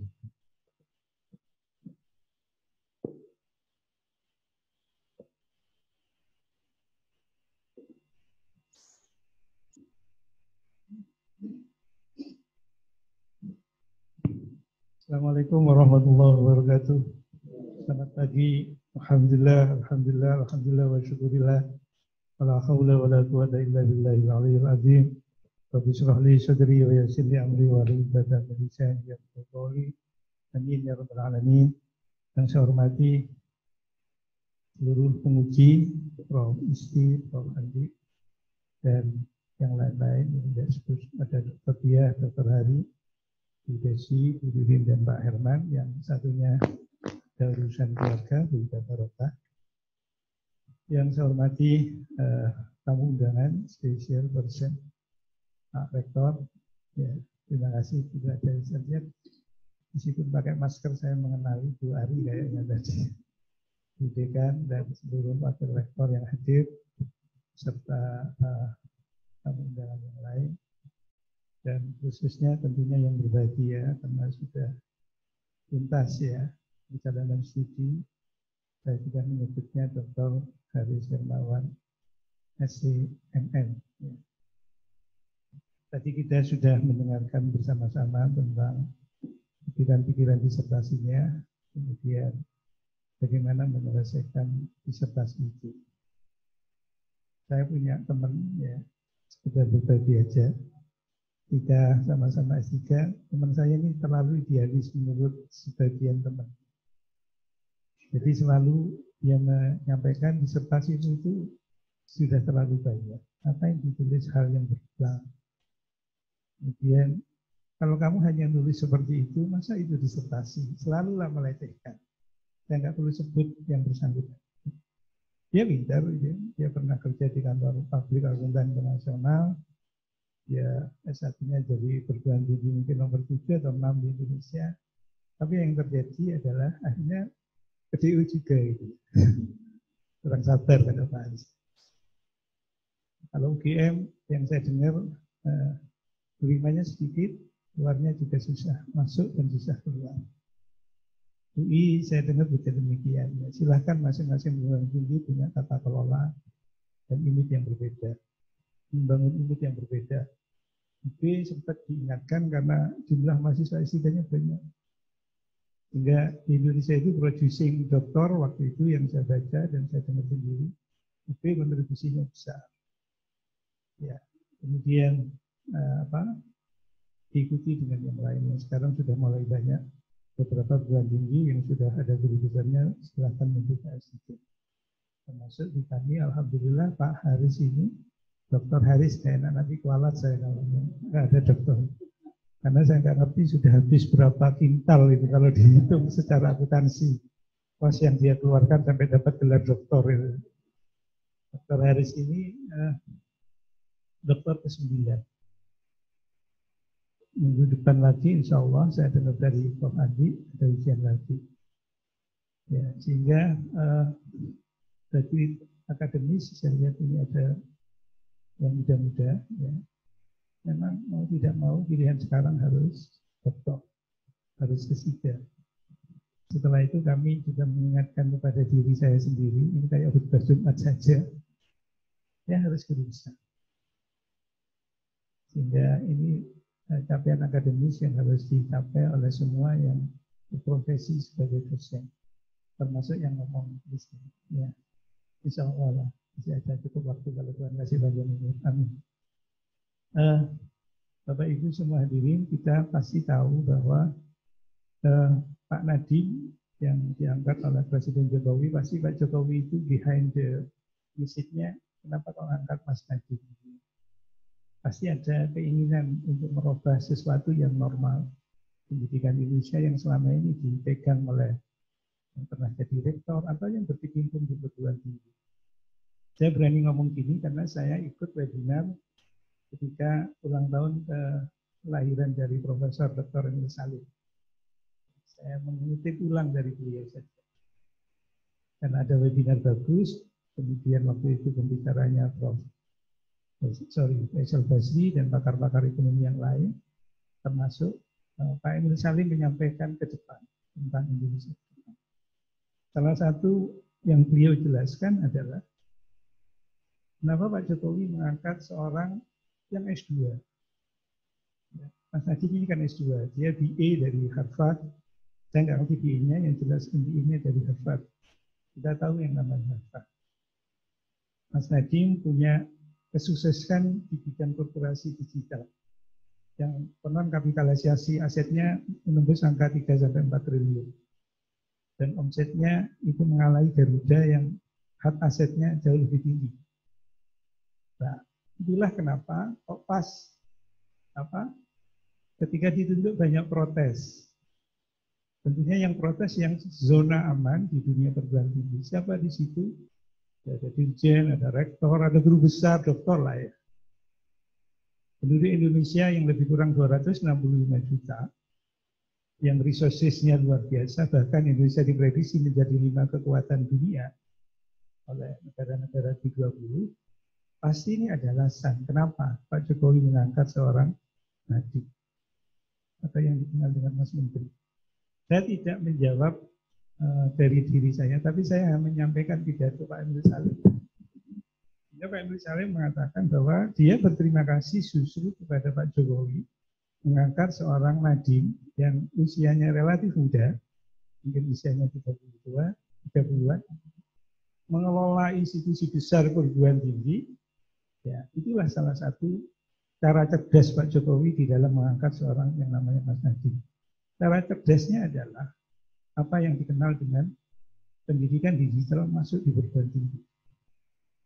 Ternyata momentum itu berbarengan dengan yang namanya COVID-19. Karena itu, Bapak Ibu pasti sudah baca dan saya sudah baca panduan pendidikan merdeka dan kampus belajar di perguruan tinggi. Saya mau menyampaikan bahwa kalau kita nanti memasuki pemberlakuan merdeka belajar atau kampus belajar, maka mau tidak mau kurikulum harus diubah. Salah satunya ada S1 yang 149 SKS itu harus dikepras menjadi sekitar 80-an. Selebihnya, maka pengelola prodi itu harus punya kreativitas bagaimana mahasiswa itu punya kemampuan soft skill maupun hard skill. Dia menempuh pembelajaran antar prodi, menempuh pembelajaran di luar prodi itu berarti antar fakultas, bahkan antar perguruan tinggi. Di Indonesia baru ada 3 yang menerapkan itu. Saya sudah lihat kurikulum School of Business dari ITB. Saya sudah lihat kurikulum yang dibangun UB maupun yang sudah diimplementasikan di ITB.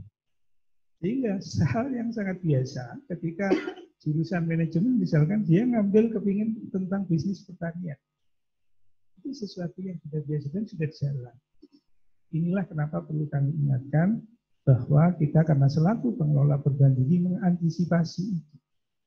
Sehingga bisa jadi Pak Rektor, nanti silakan mahasiswanya kuliah di Universitas Jember. Ambil mata kuliah apa? Berarti lintas universitas. Atau mahasiswa UNED mau kuliah di UI. Nah, semua ini dibangun dengan payung hukum yang namanya MOU atau MOU. Nah, ini yang menjadi keinginan dari Mas Menteri. Kenapa? Kita tahulah ya. Memang ketika di Bapak Nasir luar biasa sebenarnya pemeringkatan perguruan tinggi kita. Kita mengalahkan Thailand, kita sempat mengalahkan Skopusnya, mengalahkan Malaysia, yang dulu semua tidak pernah. Nah, ini yang disampaikan Pak Emil Salim ketika beliau hari ulang tahunnya sampai dengan berbicara bagaimana human resources Indonesia ke depan. Dalam rangka itu tadi, Indonesia ke depan sebagai negara yang diperhitungkan sebagai 5 kekuatan besar di G20. Kalau kita tahu kondisinya kan sekarang Indonesia masih positif 2, sekian pertumbuhan ekonomi. Sehingga sekali lagi Pak Pak Haris Hermawan, silakan Anda bergelar doktor karena Anda sudah selesai. Tetapi tadi yang disampaikan salah satu penguji, kampusnya tidak di situ. Kampusnya tidak hanya di Universitas Jember, itu yang formal. Ada kampus kita selaku manusia, kata Pak Hermawan. Monggo silakan terus berproses, mengembangkan diri, dan kita bangun kerjasama antara perguruan tinggi. Karena itu saya selaku Ketua IC merangkul semua perguruan tinggi sekarang dan Besuki. Setiap ada kegiatan pasti logo dari masing-masing perguruan tinggi saya masukkan dalam rangka itu tadi. Kita bukan zamannya kompetisi, tapi berkolaborasi. Terima kasih kepada semuanya. Mudah-mudahan ini bermanfaat. Sekali lagi, S3 itu sebenarnya ya disertasi kalau dijalani dengan sabar katanya selesai. Bukan hanya itu. Ujian kesabaran itu yang menjadi penting dan kesuksesan dari Haris kemarin saya nyatakan karena di situ ada kesuksesan seorang istri. Selamat kepada ibu. Istrinya yang mana ya? Oke. Alhamdulillah istrinya 1 gitu ya. Kalau istrinya 2, macam semua benar. Terima kasih, mohon maaf. Mudah-mudahan ini menjadi inspirasi bagi kita semua, khususnya yang muda-muda, agar supaya belajar itu tidak akan pernah selesai sampai suatu saat Tuhan memanggil diri kita. Terima kasih. Saya Heri, Assalamualaikum warahmatullahi wabarakatuh.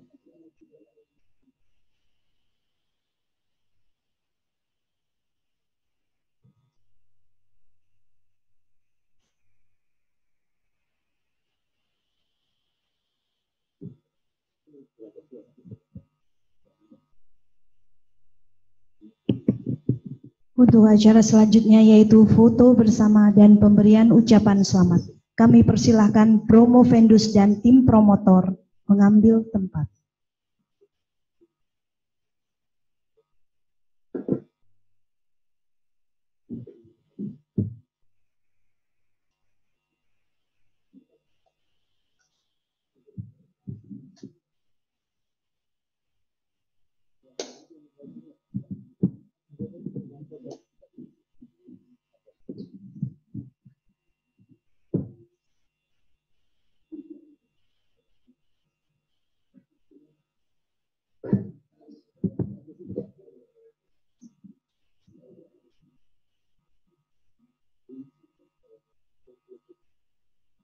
foto dulu. Tentu.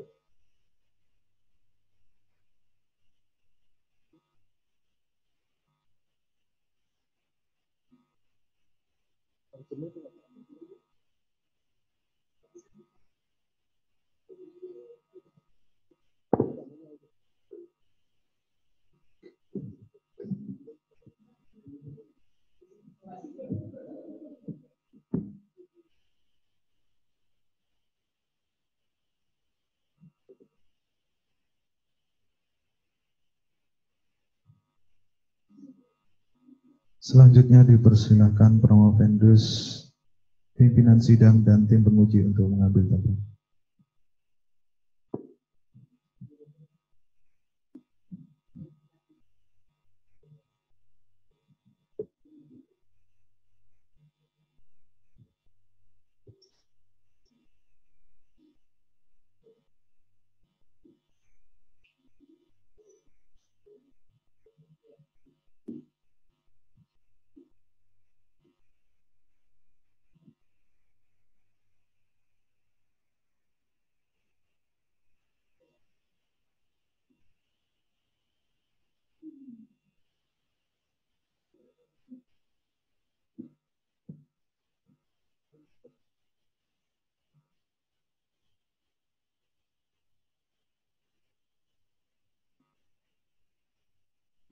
Promovendus didampingi keluarga untuk mengambil tempat.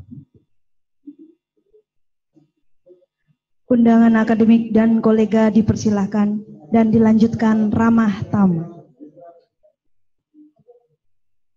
Kami atas nama panitia mengucapkan terima kasih banyak atas kehadirannya. Kami selaku pembawa acara mohon maaf apabila dalam acara ini terdapat banyak kesalahan. Marilah kita akhiri acara ini dengan bacaan hamdalah bersama-sama. Alhamdulillahirabbil alamin. Assalamualaikum warahmatullahi wabarakatuh.